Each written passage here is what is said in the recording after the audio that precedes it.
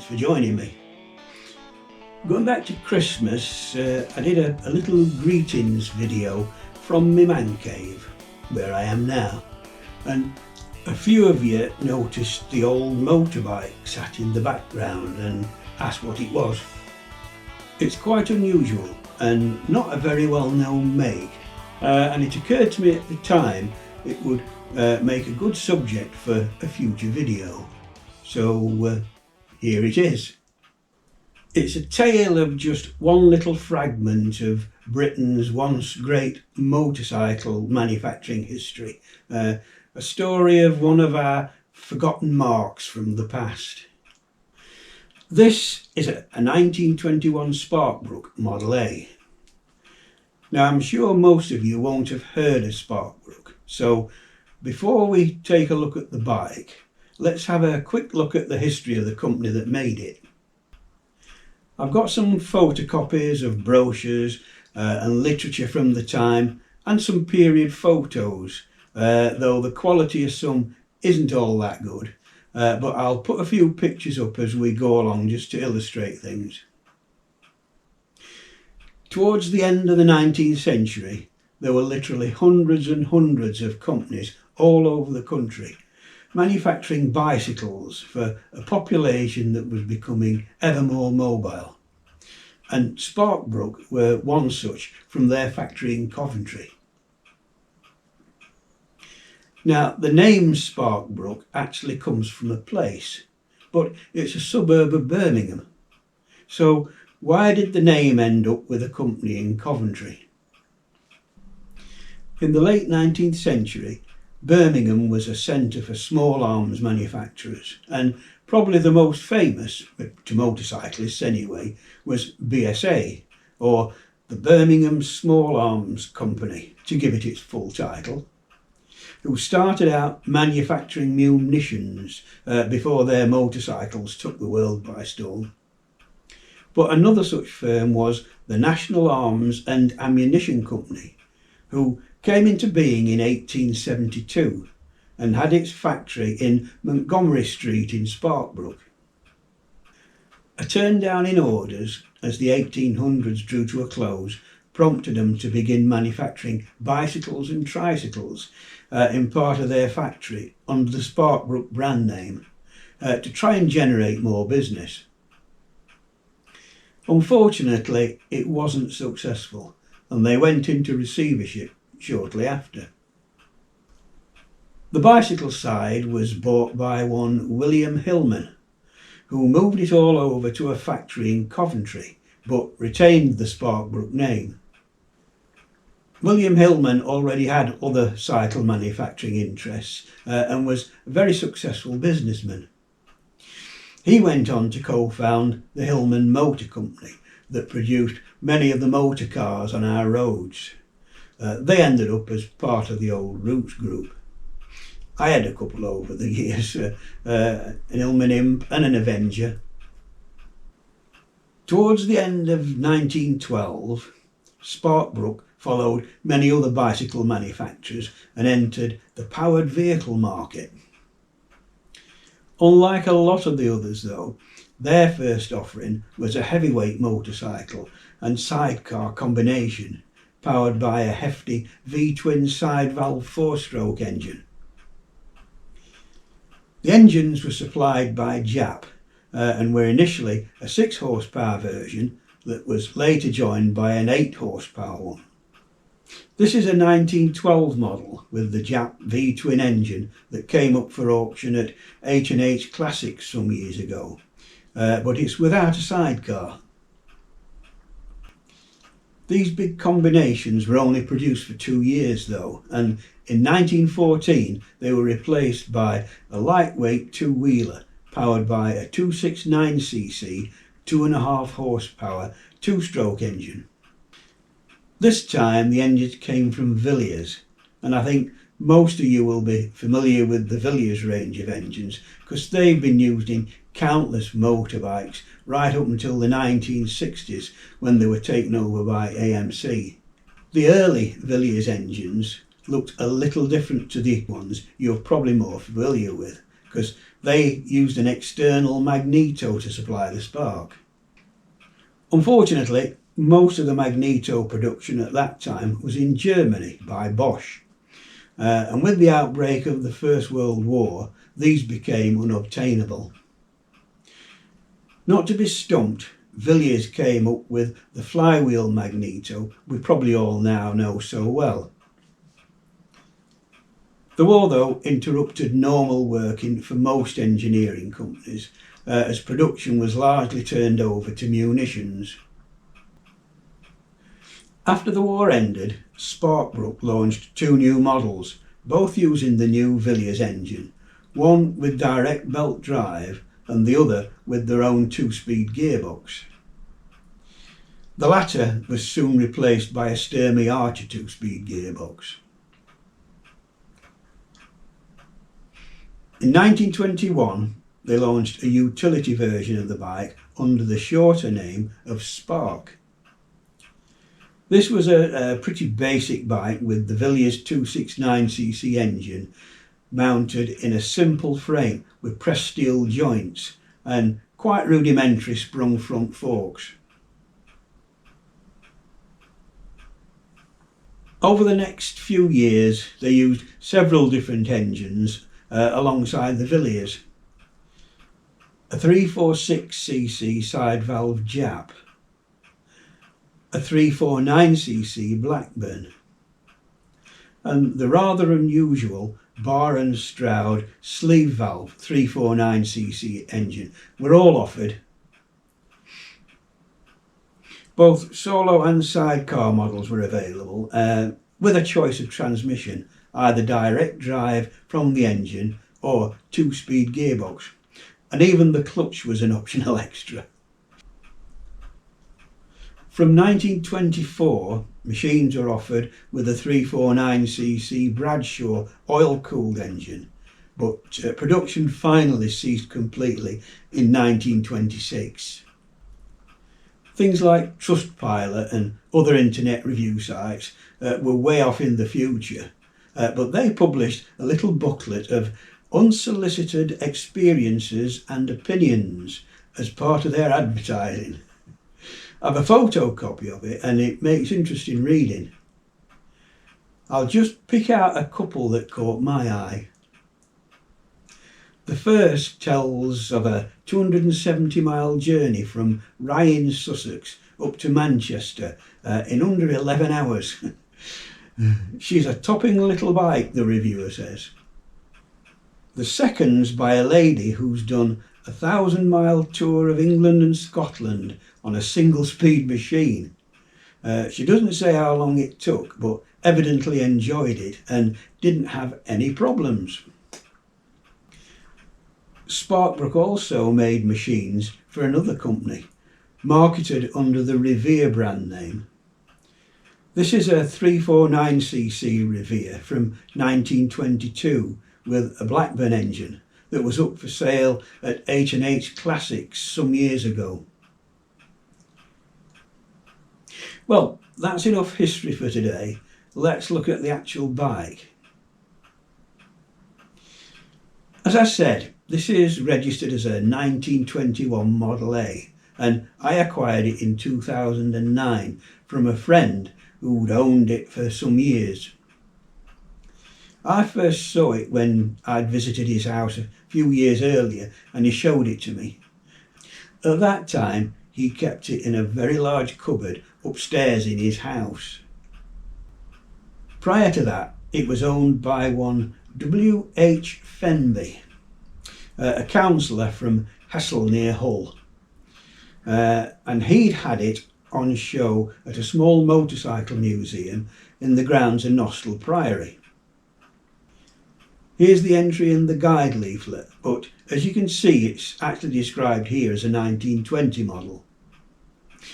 It also says it was rebuilt from scrap, which is interesting.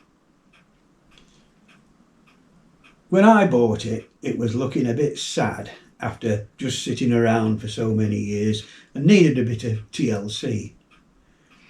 This is it on arrival day, and as you can see there's no footboards and a couple of other bits are missing. I'll come back to its renovation after we've had a good look round it. It's got the Villiers 269cc two-stroke engine that was classed as a 2.5 horsepower unit. You'll notice it doesn't have a kickstart. What you can't see is that it also doesn't have a clutch either, though it does have a 2-speed gearbox. You had to pay extra for these, and it would appear that not many folk did, because not many of the remaining examples of the lightweights has them. I'll get to the joys of riding a little bit later. Although it's a 2-stroke engine, it wasn't designed to use a pre-mixed 2-stroke fuel like later 2-strokes. Instead, the front part of the petrol tank's an oil tank with a Best & Lloyd hand-operated pump. This delivers a set amount of oil which you control via an adjuster on the top, and it feeds down into the crankcase. The carburettor's got 2 separate controls, one for the fuel and one for the air, which have to be balanced as you're riding. This model's got the Villiers flywheel magneto to generate the spark.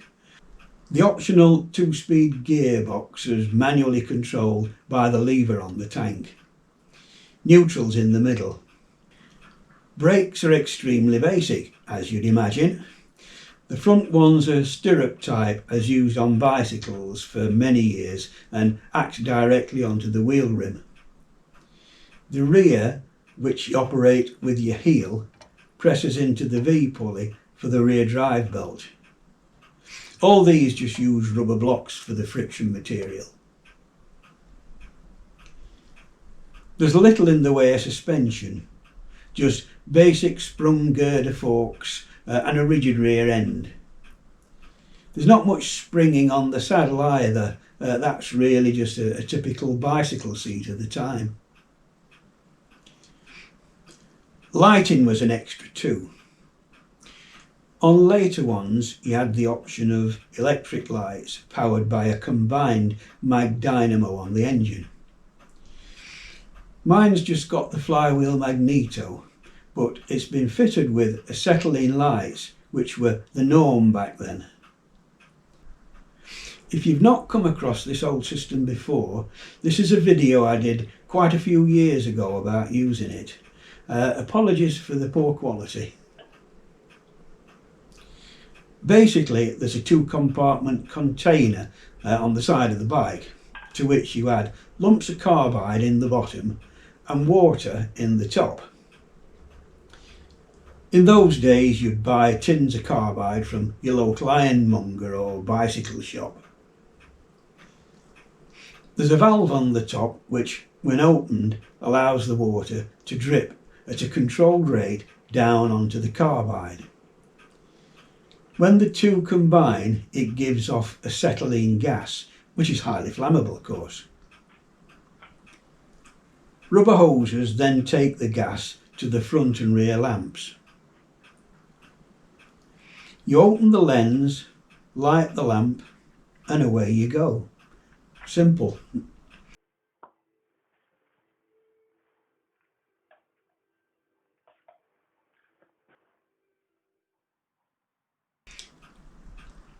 Nowhere near the sort of illumination we're used to today, and it must have been fun riding at night on the rough unlit country roads back then.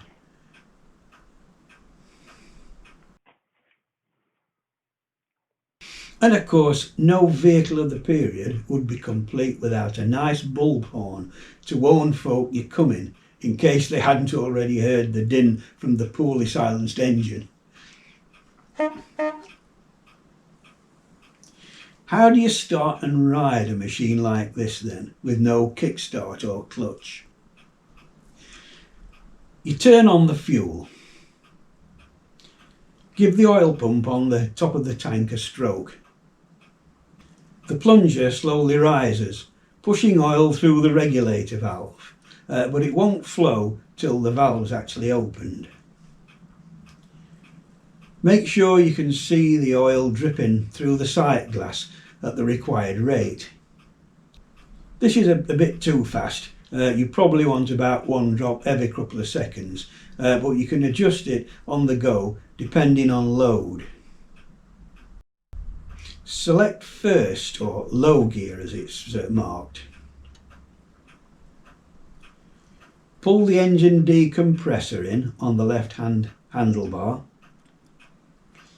It looks like a clutch lever, but they're into clutch. Open the fuel and air levers a little. Now we set off running, pushing the bike alongside. You'll hear the engine wheezing as the decompressor's open. This is another old video of me starting it up. When you think you have enough speed, drop the decompressor and jump on the saddle with as much finesse as you can manage. If all's working as it should, the engine springs into life and you're away. Now you can control the speed with a combination of the fuel and air levers. All this assumes you're setting off on the level or downhill. If you're on an uphill gradient, you may need to do the start actually facing downhill and then hope you can turn round without stopping to get back up it. You've also got to keep remembering to give the oil pump a stroke every so often, and that depends on how fast and hard the engine's working, and you may need to adjust the ignition timing on the run as well. If you have to stop, chances are you'll need to go through it all again, though you can actually put it into neutral before you stop and keep the engine running. Then, if you're lucky enough to be on the flat or downhill, you can probably paddle yourself into motion with your legs and hope to go fast enough to be able to put it back into gear. If not, it's get off and run at the side to get up a bit of speed before jumping on again. If you're going fast enough to change into high or second gear, pull in the decompressor just to kill the engine a while, and then operate the gear change lever on the right of the tank. Once you've managed to get it into second, drop the decompressor and you're off again. As you can see, it's not a bike for everyday use, and certainly not in today's traffic. I have to admit that I've never ridden it in traffic and wouldn't want to. And I take my hat off to those who regularly ride these vintage machines on road rallies. Although it's from one of the smaller and more short-lived manufacturers, only produced for 14 years, there are quite a few Sparkbrooks about in private ownership. There's also one at the National Motorcycle Museum in Birmingham. This is a picture I took of it some years ago. And there's one at the Coventry Transport Museum as well. The ones I've shown so far are all nice shiny examples, either factory illustrations or nicely restored ones. But the ones you see about today often started out far from pristine. Speaking of shiny, here's one I saw at a bike show many years ago. The owner had got a bit carried away and chrome plated so much it fair hurt your eyes to look at it. Of course, it wouldn't have left the factory like this, just a minimal amount of nickel plate, but each to his own, and it's keeping another bike out of the scrapyard. My own bike, as I said earlier, had been sitting about for many years and was a little neglected, and as the entry in the Nostell Priory Guide said, it had originally been built from scrap. As far as the paintwork was concerned, this was pretty good and came up nicely with a good clean and polish, leaving a nice gentle patina to show its age. Some of the nickel plating was in poor condition, so I sent a box full of bits off to the platers. Mechanically, the gearbox had some very worn bushes and shafts, and the flywheel magneto was in bits. A couple of boxes of bits came with the bike that included a spare engine, several flywheel magnetos in various states of repair, and the large cast aluminium footboards. Sadly, both footboards were broken and badly worn. First job was to sort the footboards, as these are a very visual part of the bike. I was able to weld the broken parts together and build up the missing bits and worn bits with filler to make a pair of usable patterns. From these I had 3 pairs of new ones cast in aluminium at a local foundry. The picture shows the original ones on the left, now turned into patterns, and a pair of the newly cast ones on the right, just waiting for the mountings to be machined. Why 3 pairs? Well, at that time I knew of 2 other people rebuilding similar models, and both had missing footboards. The gearbox was next. As you can see, it's really basic, just being a 2-speed, and most of the parts were in good order. The main shaft had a badly worn taper where the drive pulley fitted, and the main bush for the selector mechanism was also very badly worn. A full strip down and new bits were machined. Here's the taper being done in the lathe. I had to then make a new centre boss for the drive pulley, as that was worn as well. They'd obviously been slipping and moving about for a long time to wear each other out. A new bush was mounted for the selector and everything went back together great. Fortunately, I was able to salvage a set of coils and a decent backplate and make one good flywheel magneto out of a collection of bits, so that sorted the electrics. All the wheel hubs, headstock bearings were stripped and re-greased, everything adjusted, and it was good to go.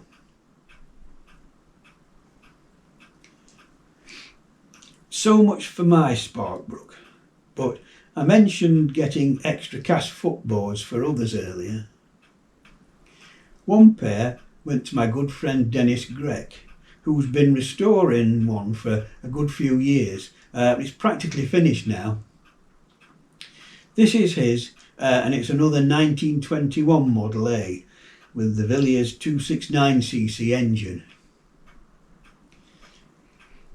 It was originally found in 1966 in a barn in Oxfordshire, alongside a couple of Alvis cars and a Douglas motorcycle. This is a series of photos taken at the time. Doesn't look too bad condition there. Jock Huggins, the then new owner, kept and ran it in oily rag condition for a few years. Here's a photo of him riding it round the Isle of Man at a rally in 1968. It's the one in front carrying number 25. Love the headgear incidentally. And here's its entry in the guidebook. It stayed with Jock till 1995. It then passed on to another owner, but sadly, like countless other machines, ended up being parked up and, thanks to time and weather, it slowly deteriorated. Dennis acquired it in 2009. Here's a couple of pictures before it was pulled out from the jumble of other wrecked bikes. As you can see, it was in pretty bad state after sitting in the open for so long, just rusting away. He's a precision engineer by profession, and I know what an absolutely superb job he's made of it. But I also know how much work has gone into getting it looking like this, as we've talked and corresponded about it over the years. You don't just order new parts for something that's over 100 years old. Most have to be carefully restored, or, if too far gone, specially made. It's a real labour of love, The petrol and oil tank, for instance, was so badly rusted it actually had vines growing through the holes when it was found. But look at what skill and perseverance can do. Here's the back wheel and drive pulley, or what's left of it. After an enormous amount of work, here's the frame and tinware all ready to start assembly, and what a beauty it's turned out to be. Dennis is a VMCC member and has other old machines, so I know that in the not too distant future this Sparkbrook will be ridden by him in a rally or two. The other pair of footboards went to Ken Baker, a friend of Dennis's, for his 1924 model. It's fitted with a Sturmey Archer gearbox and clutch. This one's got a kickstart as well, but the lever isn't fitted in the picture here. He also spent quite a few years bringing it back to life, but sadly died before he could get it finished. The backstory on this one's very interesting. As a young lad, Ken spent many happy hours with his friend Freddie, who lived on a farm. They rode about the fields on an old Sparkbrook and had lots of fun with it. Eventually though, it got parked up at the side of a wall and covered with a corrugated iron roof sheet and more or less forgotten. About 60 years later, Ken visited his friend at the farm and the subject of the old bike came up. Freddie took him to where they'd left it, lifted away the rusty old corrugated iron sheet, and there it was. By now the years had taken their toll, as you can see from the photos, but Ken took on the job of restoring it. Now, the eagle-eyed amongst you may notice that it's been fitted with some sort of homemade rear suspension at some time in its life, but the restoration has returned it back to its original rigid frame as it was built. Sadly, Ken won't get to ride it again, but hopefully it'll get completed by someone and be back on the road one day. This is Ken, sat on a 1903 Werner that belongs to Dennis. Two great stories of sadly abandoned machines rising phoenix-like from the ashes. Anyway, I'm going to wrap up this tale of just one little piece of our forgotten motorcycle heritage. Hope you've found it interesting. A big thank you to my friend Dennis Greck for his help with information and photos. If you haven't already watched them, or you're new here, you might like to check out the motorcycle rambles or other stuff, so please check out my channel content. Please leave a like, if in fact you did, and a comment. I always try and answer them. And don't forget to subscribe if you want to see more of my ramblings, and hit the notification button. Hope to catch you on the next one. So, cheers for now.